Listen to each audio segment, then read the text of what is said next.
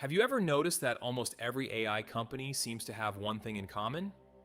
OpenAI, Google, Microsoft, Meta, Tesla, Amazon, they're all racing to build the future. But strangely enough, they're all buying their most important hardware from the exact same company, NVIDIA. Today, NVIDIA is worth more than some of the biggest companies in history.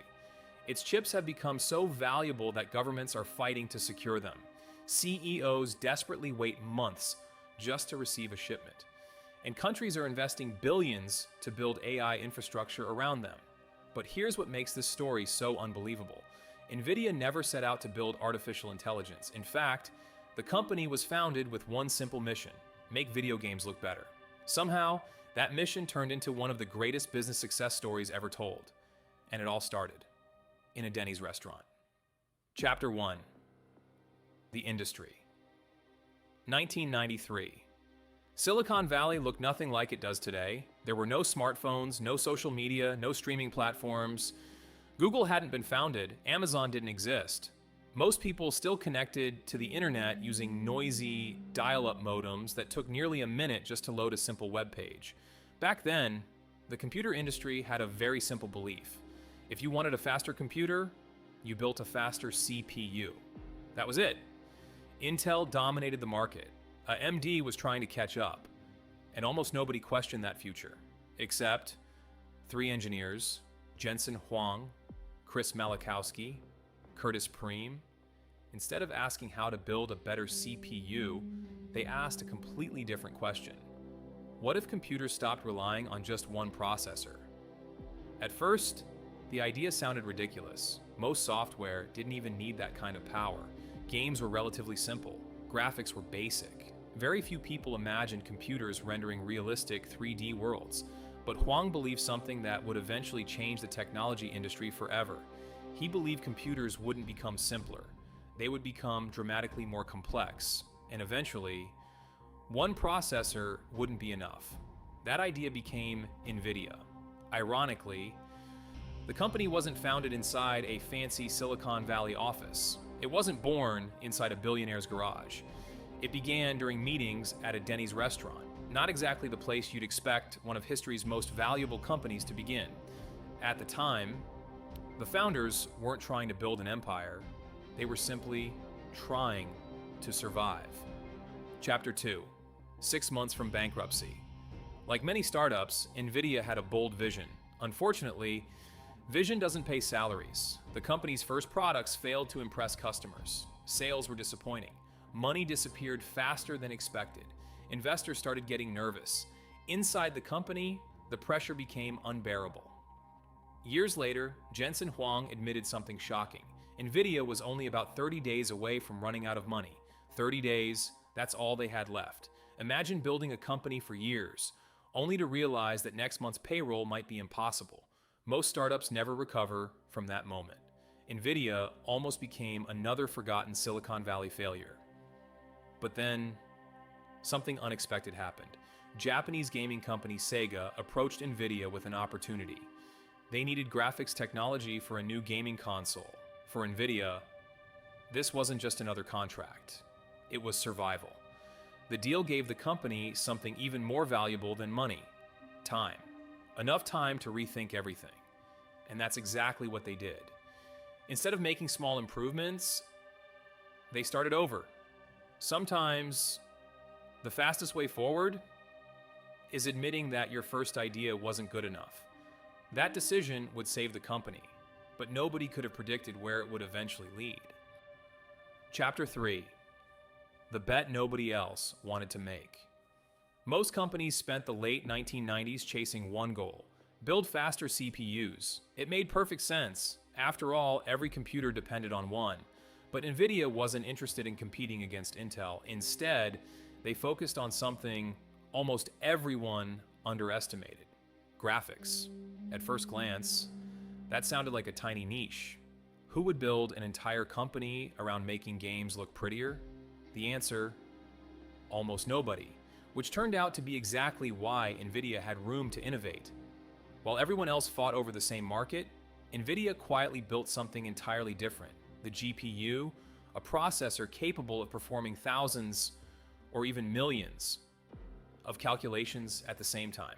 Back then, people saw it as a gaming chip, nothing more. Even NVIDIA thought gaming would be its biggest opportunity, but hidden inside every GPU was a capability nobody truly appreciated yet: parallel computing. And that would eventually change everything.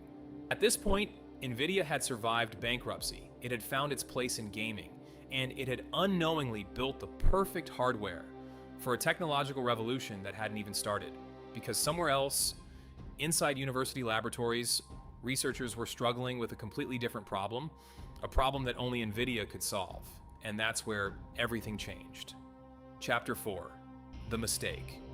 The year was 2006. At the time, NVIDIA was doing well. Gamers loved its graphics cards, sales were growing, investors were happy from the outside. It looked like the company had finally found its place. But inside NVIDIA, something very different was happening. Instead of asking, how do we make better graphics? Engineers started asking, what else can a GPU do? It was a strange question. After all, GPUs had one job: render video games, nothing more. Or so everyone believed. Then, NVIDIA made one of the most expensive bets in its history. The company spent years developing something almost nobody understood: a software platform called CUDA. To most people, it sounded incredibly boring. No flashy graphics, no exciting product launch, no new gaming console, just software. Even some investors questioned the decision. Why spend millions building tools for researchers when gaming was already making money? From a business perspective, it looked like a distraction. But Jensen Huang wasn't building for today. He was building for the next 20 years.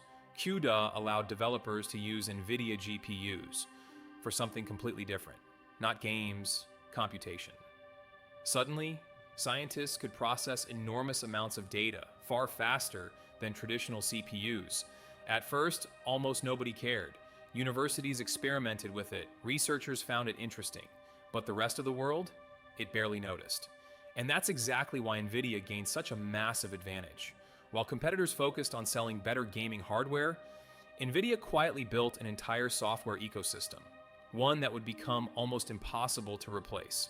Sometimes, the most valuable product isn't the one people buy today. It's the one they'll depend on tomorrow. Chapter 5. The moment, CUDA remained a niche technology, useful, interesting, but far from revolutionary. Then, in 2012, everything changed. A group of researchers entered an artificial intelligence competition called ImageNet. Their neural network, known as AlexNet, destroyed the competition, not by a small margin, by an enormous one. For the first time, the world realized something incredible. Training AI required massive parallel computation, exactly what NVIDIA GPUs had been built to do. It was one of those rare moments in history, where decades of preparation suddenly made perfect sense, almost overnight. Research labs around the world wanted NVIDIA hardware. Then startups wanted it. Then big tech wanted it. Then everyone wanted it. And NVIDIA was the only company truly prepared. Because while everyone else had been building faster CPUs, NVIDIA had spent nearly 20 years solving a problem nobody knew they were going to have. People often say, luck is when preparation meets opportunity. If that's true, NVIDIA may be the greatest example in modern business, because when artificial intelligence finally arrived, they weren't scrambling to catch up, they were already waiting. Chapter 6. The AI Gold Rush. When OpenAI released ChatGPT, the entire technology industry changed almost overnight. Artificial intelligence wasn't just a research project anymore, it became a global race. Microsoft invested billions, Google accelerated Gemini, Meta doubled down, Amazon expanded its AI infrastructure. Governments announced national AI strategies. Every major company suddenly wanted one thing: more computing power. But there was one problem. Almost nobody could build the hardware required, except NVIDIA.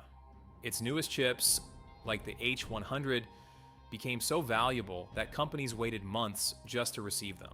Some reports even suggested that certain AI chips were being treated almost like rare luxury items, not because they looked impressive, but because without them, building advanced AI became almost impossible.